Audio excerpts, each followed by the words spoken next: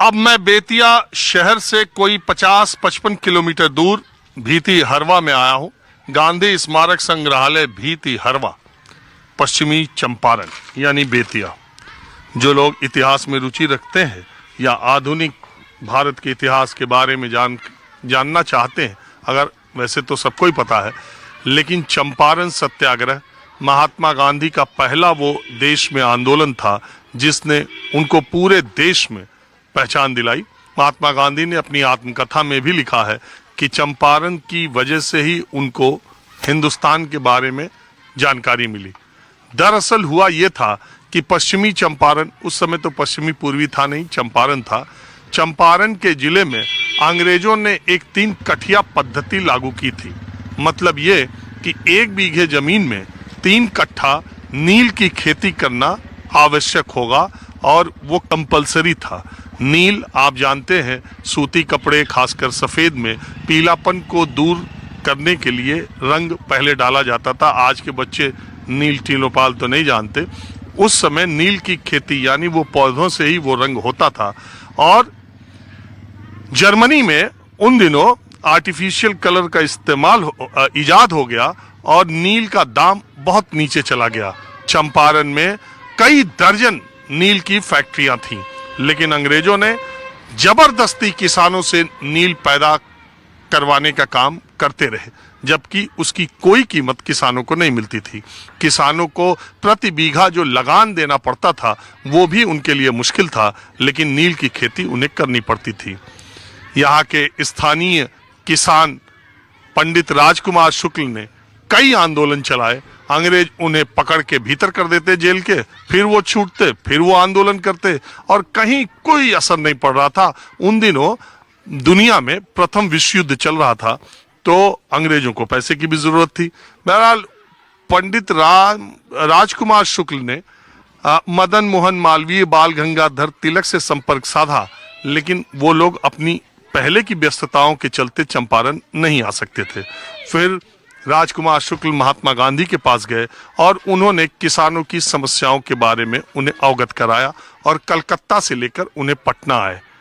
पटना में आने के बाद महात्मा गांधी बाबू राजेंद्र प्रसाद के यहाँ गए, लेकिन राजेंद्र प्रसाद कहीं और गए थे। फिर बाद में उन्होंने दूसरे लोगों से साथ किया और फिर वो चंपारण आए। चंपारण आने के बाद अंग्रेजों ने उन्हें तुरंत चंपारण छोड़कर जाने के लिए कहा। अंग्रेजों ने इसके पहले ऐसा विरोध देखा नहीं था। महात्मा गांधी ने कहा कि जब तक किसानों की पूरी समस्याओं के बारे में वो जानकारी हासिल नहीं करेंगे, वो चंपारण छोड़ के नहीं जाएंगे। और उसके बाद आंदोलन शुरू हुआ। नतीजा ये हुआ कि कमेटी बनी और नील की खेती को हमेशा के लिए खत्म कर दिया गया और महात्मा गांधी को पहले ही सत्याग्रह में जीत मिली और यहीं से भारतीय स्वतंत्रता संघर्ष की जो नींव है वो पड़ी और अंग्रेजों को अपने सत्याग्रह सविनय अवज्ञा आंदोलन से महात्मा गांधी ने झुकाते झुकाते देश की आजादी का रास्ता तैयार कर दिया। उन दिनों यहाँ पर महात्मा गांधी लंबे समय तक रहे थे और चंपारण सत्याग्रह के बाद ही मोहनदास करमचंद गांधी महात्मा गांधी बन गए। तो इस दृष्टि से चंपारण और बेतिया का ये इलाका भारत के आधुनिक इतिहास का मील का पत्थर मैं कहूंगा है। मैं थोड़ी देर भितिरवा आश्रम आपको दिखा देता हूं, जहां से महात्मा गांधी ने अंग्रेजों को घुटने टेकने पर मजबूर किए। ये उनके स्मारक है। 1984 के पहले दुर्भाग्यपूर्ण बात है कि पंचायत और स्थानीय लेवल पर ही इस जगह का संरक्षण होता था, इसको संभालने का काम होता था। वैसे लोगों का ये मानना है और नीतीश कुमार का इस जगह से लगाव लोग मानते हैं कि यह है। देखिए, ये जो महात्मा गांधी की प्रतिमा है, खैर ये जो कमरा है मेरी बाईं तरफ, महात्मा गांधी इसी कमरे में 2 बार रहकर, कई बार ये इस कमरे से उन्होंने आंदोलन की रूपरेखा रखी और इसको ये उसी तरह से संरक्षित है जैसे है। अब इसके ऊपर शेड लगा दिया गया है ताकि इसका जो वास्तविक इसकी संरचना है उसको किसी तरह का कोई नुकसान न पहुंचे। तो ये भितिरवा आश्रम है जहां से चंपारण सत्याग्रह की नींव पड़ी, सत्याग्रह आगे बढ़ा। मैंने सोचा, मैं यहाँ पर आया था तो लोगों को यहाँ की बेतिया की जानकारी भी दूं। अब यहाँ ये बात जानकर एक सुखद आश्चर्य मुझे हुआ। यहाँ 5 रुपए टिकट लगता है। लोगों ने बताया यहाँ जो काम कर रहे हैं कि रोजाना यहाँ 500 के आसपास लोग गांधी जी के भितिरवा आश्रम को देखने आते हैं। छुट्टियों के दिन और रविवार के दिन ये संख्या 1000 के आसपास भी पहुंच जाती है। ये पूरा आश्रम अब पहले की तुलना में ज़्यादा मेंटेन्ड है और नीतीश कुमार की सरकार ने यहाँ पे थीम पार्क बनाने का भी काम किया है। ये देखिए भितिरवा आश्रम के बाहर बच्चे फुटबॉल खेल रहे हैं। बाकी अगर आप इस इलाकों को देखेंगे तो बिहार के और इलाकों की तरह ही है, लेकिन सड़क ठीक है। आप कहाँ रहते हो बाबू? मेरा घर नरकटिया में हुआ। यहाँ से कितना दूर? यहाँ से 17 किलोमीटर दूर है। आप यहाँ आश्रम आए थे? जी, आश्रम घूमने के लिए आए हुए हैं यहाँ पे। अच्छा, एक बात बताइए, यहाँ आसपास डिग्री कॉलेज कितनी दूरी पर है? जी, यहाँ से डिग्री कॉलेज की दूरी यहाँ से 17 किलोमीटर दूर होगा, जो कि टीपी बनो। 17-20 किलोमीटर में और कोई डिग्री कॉलेज? जी नहीं। और वो डिग्री कॉलेज कब का है? जी अभी मतलब हमको डेट एग्जैक्ट पता नहीं है, लेकिन हम लोग जन्म से पहले का है डिग्री कॉलेज। इधर कोई डिग्री कॉलेज नया नहीं खुला? नहीं, यहाँ पे कोई नया कॉलेज नहीं खुला हुआ है। आपकी उम्र कितनी है? जी मेरी उम्र 22 साल हुआ। तो तकरीबन आपने जब से होश संभाला है तब से बिहार के मुख्यमंत्री नीतीश कुमार ही हैं। जी। हाँ जी।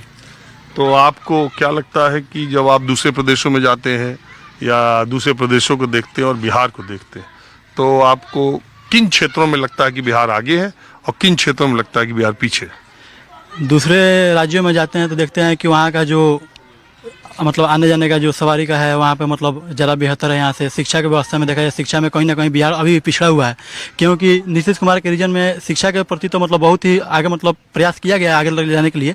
लेकिन यहाँ पे जो भी टीचर बहाली हो रहा है, जो कि अभी बीपीएससी हाल ही में बीपीएससी के द्वारा हो रहा है, बीपीएससी के द्वारा जो भी टीचर आ रहे हैं और मतलब बच्चों को पढ़ाने में बहुत अपना महत्वपूर्ण योगदान दे रहे हैं। लेकिन जो कि मुखिया के द्वारा पंचायतों से बहाली हुआ था, उस समय कहीं ना कहीं मतलब शिक्षा के क्षेत्र में बहुत बड़ा धांधली हुआ था, जो कि टीचर अभी तक भी जो नियोजित शिक्षक सर बोलते हैं वो लोग, जो कि अभी तक बच्चे अभी मतलब खेलते हैं लेकिन पढ़ाई पे ध्यान नहीं देते हैं। और न टीचर को हमारे मतलब पंचायत की एक मतलब 10+2 स्कूल है, उसमें एक शिक्षिका है जो कि उनको अभी तक क उनको नहीं आता है। अब बताइए कि जो मुखिया के रीजन में जो बहाली है उसमें वो बच्चों को क्या पढ़ाएंगी? क नहीं आता उनको क नहीं आता है अभी तक। कैसे मालूम? हम लोग पढ़े थे बचपन में तो अभी तक उनको पता नहीं है। उनको सिग्नेचर करना आकर अभी तक उनको लेती नहीं है। यही बिहार है, लेकिन आगे चल के कहीं ना कहीं। ये बात सही है क्या? बात सही है। ऐसे टीचर भी हैं? बहुत ऐसे टीचर जो हैं, अभी पहाड़ा उनको कहिए। अब कुछ ऐसे टीचर है कि जो हिंदी का शब्द उनको जो बोलना चाहिए, कुछ होता है कि ना मानसिक आप पैसा जो लगता है वो कुछ लेकर आइएगा, ऐसे तो वो लोग महीनवारी पैसा कहते हैं। मानसिक पैसा नहीं करके ऐसे लोग कहते हैं। तो अभी जो बीपीएससी के जो टीचर हैं सब क्लास 1 के हैं। अभी जो भर्ती नहीं हुई, अभी नई भर्ती जो हुई है क्लास 1 के हैं। तो ये जो भर्ती हुई है तो ये अभी 3-4 साल से शुरू हुई है। इसके पहले शिक्षकों, उसके पहले के जो भी शिक्षक हैं, अभी बीच में तो पहले होता है मास्टर साहब हम आज धान के खेत कटवाओ जाता नहीं तई तू देख लिया, आज ना हम तो 5 दिन नहीं आते थे। ये नीतीश राज में भी है सर? पहले नीतीश जी के भी राज में था। इधर जो एक तो जो आपके निदेशक जो आए हुए थे उनके बाद सभी खत्म हुआ है जाके। पहले के तो स्थिति वही था, 7 टीचर हैं तो 1 टीचर आएंगे, बाकी बच्चा आवे नहीं आए, खैनी बनाए खाए सोए चल दिए।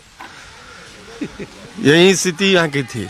अब अच्छा, इस इलाका भितिहरवा का विकास किसके जमाने में? नीतीश जी के जमाने में सबसे अधिक विकास हुआ। लालू जी के जमाने में ना कुछ नहीं। लालू जी के जमाने में था, हम लोग पकड़ के जल्दी जाते, चाहे सरकारी कर्मचारी हो, चाहे किसान हो, मजदूर हो, वो तो ठेका पर था, वो जाना ही जाना है। हर पंचायत से 10 आदमी को ले जाएगा 1 महीना में। कहाँ? जंगल में ले जाएगा, दूसरा कहाँ ले जाएगा? क्या करने? वही फिरौती के लिए पैसा लीजिए, नहीं तो गोली खाइए। यहाँ तो अब बहुत सुविधा है। अब हम लोग के यहाँ कोई ताकता नहीं है। यहाँ आसपास कौन सा स्कूल है? यहाँ एक तो यहाँ कस्तूरबा कन्या उच्च विद्यालय है। मिलेगा कोई अभी? हाँ, अभी 10+2 है जो उपेक्षित है। ऐसे ही बहुत सरकार आया गया, नीतीश जी के भी रीजन में बहुत पुराना स्कूल है कस्तूरबा जी का, आज तक कंचुएंट नहीं हुआ। पूरे सबसे ज्यादा 500 बच्चे हैं इसमें, बच्चियाँ। चलिए तो मैं जरा स्कूल देखता हूँ। टाइम तो अभी है स्कूल का? हाँ अभी है बच्चे। चलिए जरा, ये भितिरवा आश्रम गांधी जी का है, कस्तूरबा जी के नाम पर एक स्कूल बना, इन्होंने चर्चा कर दी। थोड़ा देख लेते हैं असलियत क्या है।